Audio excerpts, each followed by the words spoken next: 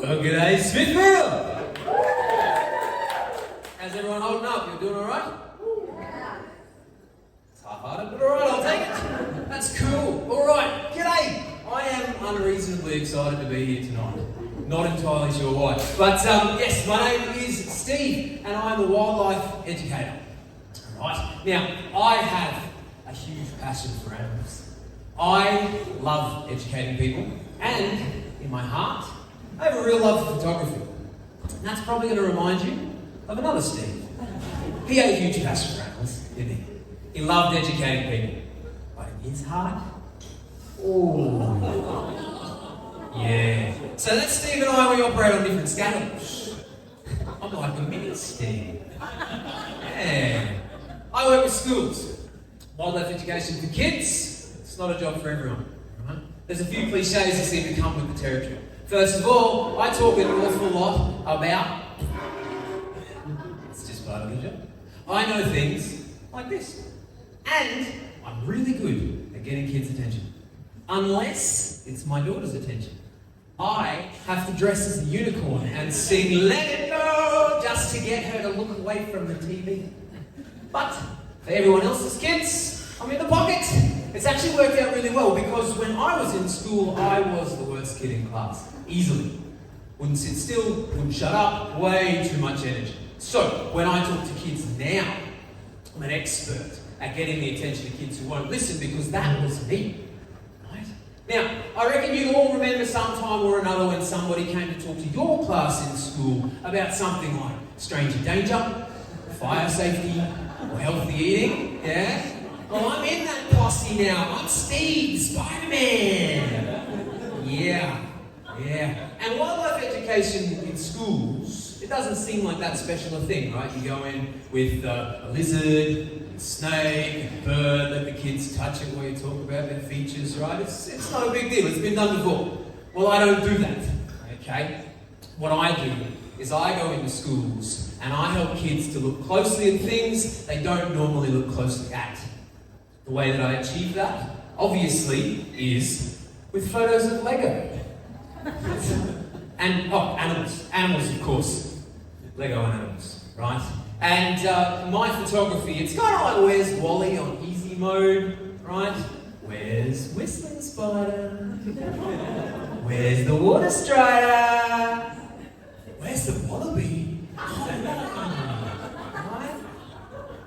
As simple and innocent as it might seem, it's a lot more complicated than it looks. Every one of these photos is a real photo of a live animal, right? There's no doctoring this stuff. It just is a real photo. This one, 12 metres underwater on the Great Barrier Reef. The middle of the desert, 9 o'clock at night. One of the most venomous spiders on the planet. It is not simple point and shoot photography we're talking about here, right?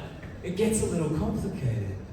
Right now, getting a halfway natural looking photo of a live animal in an unnatural situation is hard. It's harder than finding a sober adult on Australia. Right? Difficult. Yeah. See, it took 2 nights of repeating this just to get this. And that's the only good photo we got out of 650 shots. Sorry, my missus did most of the work, it's fine. Yeah, so that's where we're at with this sort of stuff. And it's worth pointing out, right, that this is not the kind of stuff you should be trying at home. Keep that in mind. I have a breadth of animal handling experience. I've been doing this a long time. Very, very careful. I'm very proud to say that I've only ever been bitten, stung, or otherwise injured by one of my photographic subjects. Everything else is research specimens, pets, and ethical catch and release photography. Right, so, there's nothing really special about toy photography. Specifically, there's nothing special about macro photography or animal photography, but apparently nobody else has ever been dumb enough to try the 3 together. It's just me. It's just me. And it's not like I planned it this way, it kind of just happened. See, the thing is I have an obsessive personality, I always have. When I was a kid, I was obsessed with video games. I would play games for hours on end and forget to eat. But when I hit puberty, I got obsessed with girls, right? And when I realised that video games weren't going to get me girls, well, I got into collecting Lego because chicks need bricks. Yeah. Anyway, when I moved up here, I got into reef and rainforest tourism. And one of the things that really shocked me in the early days was how little I knew about these ecosystems. Despite 12 years of school and a lifetime being surrounded by nature. And when I realised that I had holes in my understanding of the natural world, well, you would never believe this, I got obsessed. Right? And so I got right into it. I became a full-blown nature nerd, a wildlife weirdo, a garden geek. I read, studied, I fixated, and to really impress the ladies, I got into macro photography. Women love close-up bug photos. Yeah, they do. Now, macro photography, super nerdy. It's just like Pokemon, except without the fun, right? You still go around collecting stuff. It's just, instead of superpowered animals, you just collect cameras. And it's constantly evolving, just like in Pokemon. It's just that it's evolving to be more expensive. That's it. And like I say, I'm a little bit hyper too, you might have realised this. And yeah, I was really interested in nature, but I found out pretty early on that macro photography itself was actually kind of boring. Yeah, it doesn't really matter what you find. The rarest creatures, the closest photos, the crispest photos, they're great for a second, sure, and then it's just a photo of a bug.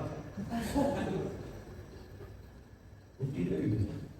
So, about 5 years ago, I had this really rare opportunity to photograph a newborn death adder. And I didn't want to just photograph it in its enclosure, but what I wanted to do was show how small it was, while also having a nice contrasting backdrop, sort of to show it clearly. And so 2 of my obsessions met that day and made a freaky diggy baby. And I didn't plan it this way. I certainly didn't consider it a possibility, but I took a photo that I could get anyone to look at, except my daughter, unfortunately. But since then, for the last 5 years, my life has been dominated by this ridiculous, demanding, Lego collection. Lots of Lego, right? And bugs. Lots and lots of bugs.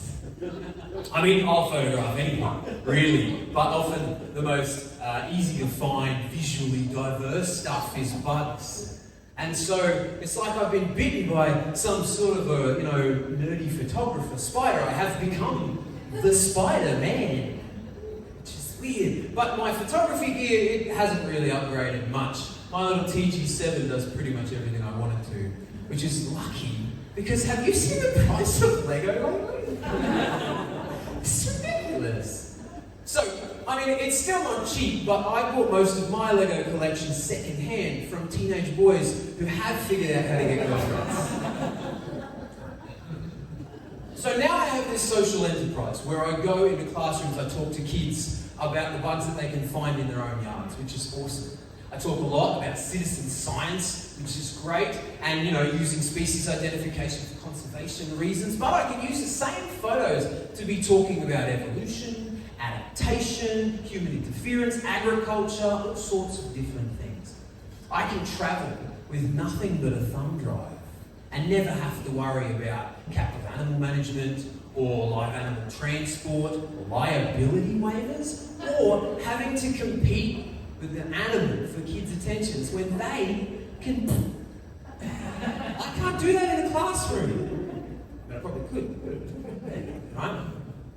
So, when I show up to class with this excess of energy, with this buttload of Lego photos, and with all this amazing information, it's like Bluey, bugs. My kids, they pay attention. They learn. And then they go home, they teach their parents, which is great.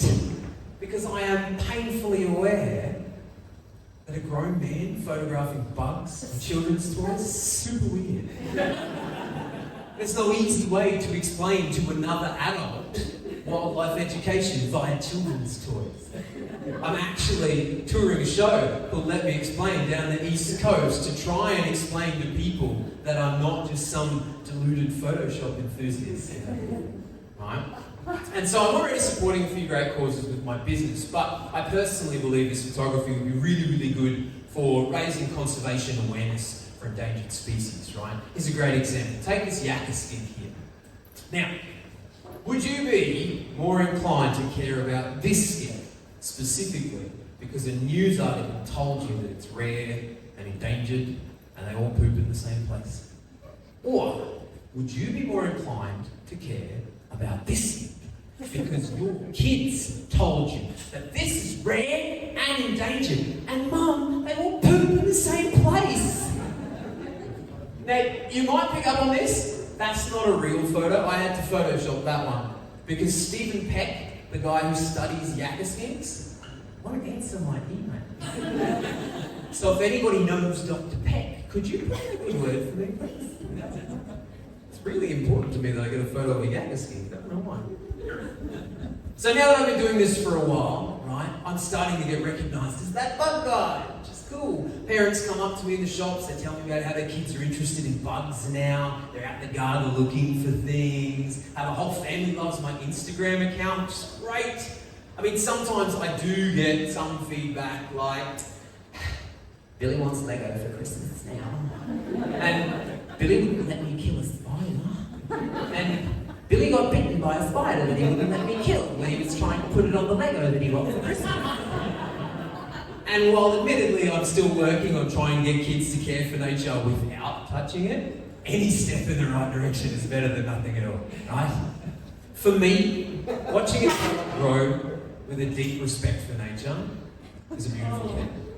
I mean, admittedly, she got bitten by a spider once, but she knew when it happened it was her fault. And watching a 4-year-old take responsibility for something like that, it's so good.